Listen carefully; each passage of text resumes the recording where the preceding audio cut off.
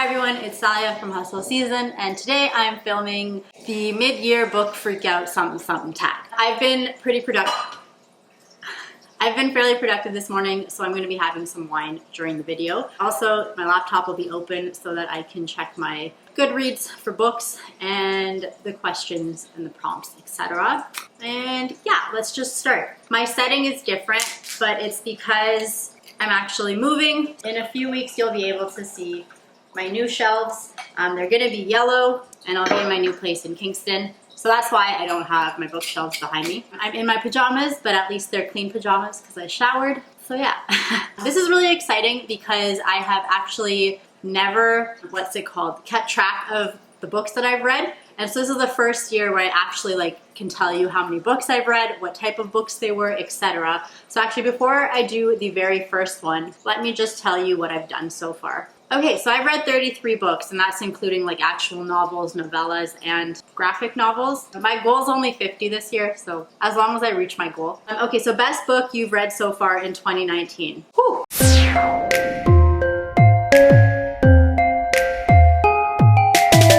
Oh, there's a few. There's at least 3 major contenders for this one. Of the 3, one of them is the best book for me personally as a read, so it's not objectively the best one. Okay, I think I'll go with Love from A to Z by S.K. Ali has been my favorite book so far of the year.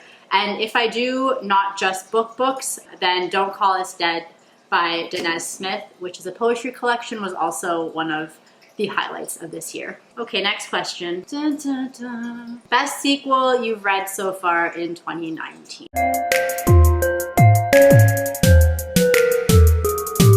Okay, so I've only read a handful of sequels. So I've read Chamber of Secrets, which was a reread. So Shadow Me and Restore Me are technically the continuation of a series, but they're not the sequel in the sense that they're the second ones. But if we consider just continuing a series, I read the second volume of Fence, and then Keeper of the Lost City's Exile was my other sequel. So that makes 4-ish sequels. Of those, my favorite, the 2 contenders for this award, I guess, would probably be Restore Me and Volume 2 of Fence. So Fence in general, I love it because it's so much fun and it just makes me happy. And it's one of the only series ever that motivates me to go to the gym. I applaud it for doing that. And then Restore Me isn't technically a sequel. And actually, I don't know if I'm being swayed by the fact that I know that a lot of fans actually don't like Restore Me. They think that not a lot happens. I kind of disagree because I really liked it. And I don't know if that's just swaying me into thinking I shouldn't pick it as the best one. Because I love the characters so much. I feel like Tahara Mafi could write about them just going on a picnic for a whole book, and I'd still enjoy it. So they both bring me a lot of joy. I think I'm gonna give it to Fence though. I think Fence wins that category. Okay, next question. New release you haven't read yet but want to. Oh damn, that's hard because I can't use my Goodreads list. What the hell? Okay, let's see what's on my to be read. Oh fuck. I don't use my want to read as much as I probably should, so that one's kind of harder. And now my internet's not working. Okay. Oh, you know what? Let's not do new release. Let me go to Chapters, the website. I can tell you some of the stuff I want to read in general. Yeah, I don't actually know any new releases that I want to read. I'm sure they exist, but I have no way of finding them. So I'm just gonna substitute with a book I want to read. So actually, Susan Dennard's whole Witchland series is another one where I want to continue it. I read the first book and I did not like it. The relationship was so insta-lovey and there was nothing else about it that screamed keep reading, you know? But then I feel like it's one of those series where the fan base might not be as big as other series out there, but they seem to be very loyal. And the ones who like it seem to like it a lot. What makes me also inclined is that a lot of them are not liking the series because of the romance in the first book, which I thought was the weakest part. They like it for other reasons. So they like the female-female friendship. They like another relationship that develops later on. So that's a book that's kind of high on my priority of trying to read soon. I want to retry that series and see if I'd like it. Another one is I Love You So Mochi. That's one that I have really been wanting to read. I just worry it's going to be too light and fluffy, so I need to be in the right mood for that read, but that's another one that I want to read fairly soon. Most anticipated release for the second half of the year. This one isn't necessarily going to be the best book of the second half, but I really want to read Symptoms of a Heartbreak because it's about this brown girl who like is a genius, and I think she graduates from med school when she's 19 and she starts becoming a doctor. And I think she does pediatric oncology. And I really want to read this book. I'm so interested to see if I can relate to it, if I like it, if I hate it. I have never heard of a book really that discusses like med school or being a doctor as in YA specifically. Like there's a lot of pre-med, and usually it's surrounding the fact that there's a lot of stress on students like that, and low-key, like they don't actually want to be doctors, but you know, their parents have put pressure on them. There's rarely, at least that I've seen, this narrative of like goes to med school but has like healthy mental health and it's just, you know, trying to do their job. So I'm really excited to read that book. Other than that, I don't really keep up on like what's coming out. Wayward Son would be another one that I'm kind of excited about. I'm sure there's, the sequel to Children of Blood and Bone. I think it's Children of Vice and Virtue. No, Children of Virtue and Vengeance. Something like that. That one I'm really excited for. Okay, next is Biggest Disappointment. I have not finished this book. I'm currently reading it, but I'm 100% sure it's going to be my biggest disappointment. Radio Silence by Alice Ozen. I have 100 pages maybe left out of like 476, so I'm pretty much done the book. There's one more twist coming, and I think I know what it's gonna be. I thought I would love this book. Like I really had high hopes for this one, and this book was so bad. I will have like a video where I actually discuss my thoughts on this, but overall, I just really did not like the main character. She deals with a lot of anxiety, and I think that the book is supposed to make you be able to see her point of view and what life is like with anxiety. I think the problem was while I was reading it though, there were many times where I didn't think that it was her anxiety necessarily holding her back. I just thought the main character was truly stupid. And I think that's my biggest gripe with it. I really did not like the main character. I was hoping to like this book a bit more because generally speaking, I do like awkward main characters. But for some reason, me and Francis just did not get along. And I really doubt that the last 100 pages will make me feel much better. Okay, 6 is my biggest surprise. So let's go back to what I read.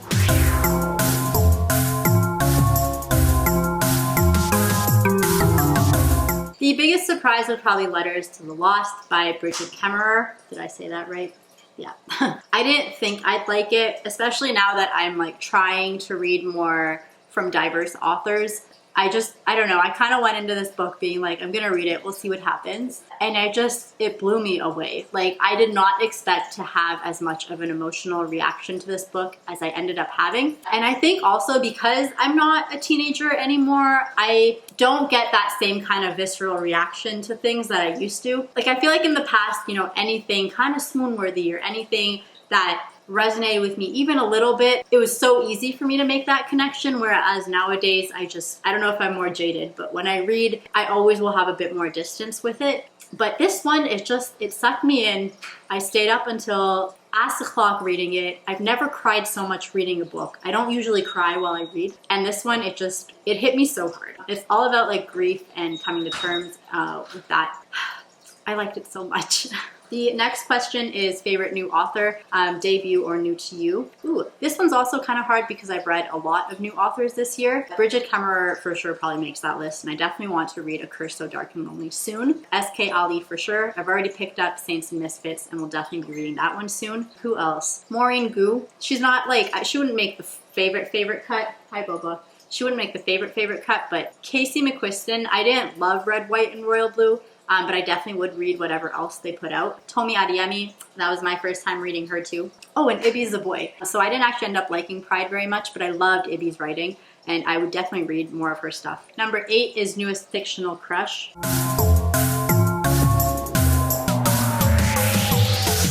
I feel like I'm talking about the same books over and over again, even though I read like 33 books, but probably Adam from Love from A to Z. He is such a sweetheart and such a little cinnamon roll, and he's incredible. But also, I think his name is Jack. I like Jack from Somewhere Only We Know. The problem with Jack is I think he's a little too all-around perfect, like too good to be true kind of thing. Whereas Adam, I can see his flaws and he feels like a real fleshed out person in comparison. I think that's it. I think Nathan from I Wish You All the Best Maybe if I was younger, I'd probably like Nathan. But for where I am now, I feel like Nathan's a little too young. Next question, newest favorite character. Okay, well, since it's my favorite book, we're obviously gonna have to say Zainab from Love from A to Z. I really liked Henry from Red, White, and Royal Blue. I kind of liked Diego from We Are the Ants. I liked, is it Amari or Amara? Both Amari and Zelly from Children of Bone Bone. I don't think any of the characters from Daisy Jones makes it. I read Gilded Wolves, no good characters there. But Zainab's probably my favorite. Okay, next. Book that made you cry. I've definitely already told you this, but Letters to the Lost, 100%. I was sobbing, I was bawling. I was actually sad for a couple days after reading it, even though I was happy that I found it, you know? But I mean, I cried for a few of these books, to be honest. If I'm like not in a good headspace and I read a book and I'm already feeling sad myself, I will cry like over anything. So a lot of them were more just like me crying because I was feeling some type of way. But Letters to the Lost, for sure, I think I was crying at the book. And not just because I was being weird, you know? A book that made you happy.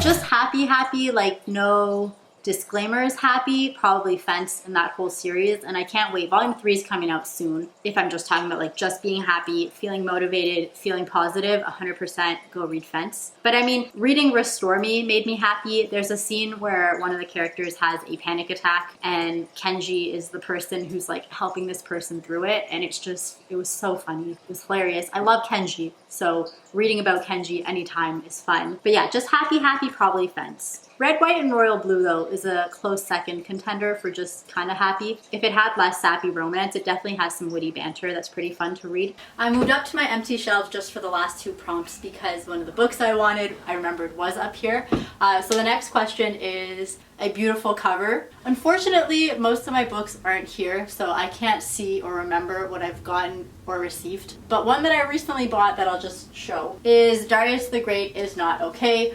I think it's fairly pretty. I was actually looking forward to having the chance to look at my books and maybe talk a bit about like what I like in design or on a cover. But this works. This is a book I'm fairly excited about anyways, just because it apparently, I think, takes place in part in Iran, which is so cool.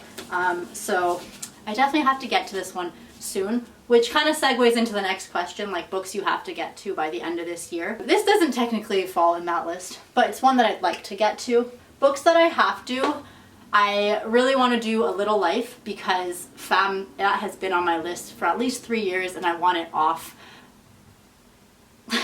So that one, I want to do If We Were Villains because my friend recommended it to me. Shout out to Andrew. So I definitely want to read that one. Is there any other ones that I have to? See, I can't look at anything. God damn it. I know a bunch will probably come to me at some point. I think in general for the second half, I'm torn between wanting to read more fantasy, so I definitely want to read some more like huge, massive fantasy series because I've been missing that in my life. And I'm also going to make a conscious decision to read more like POC authors and LGBTQ and all that, like the way I've been doing that so far. It sucks that they write so much contemporary because I'm getting sick of contemporary. Like I don't really like contemporary, and I feel like this year all I've read is that because I've been making it a priority to read diverse authors, and for some reason they keep writing contemporaries. But Wicked Fox is coming out, or it is out now, so I'm definitely going to try to read that one and probably try to find more diverse authors who do fantasy because that's more my realm and I think I'm more inclined to like those type of books. Alright, that is it for this video. I hope you enjoyed. I left my wine downstairs, but I hope you have a great day. Bye!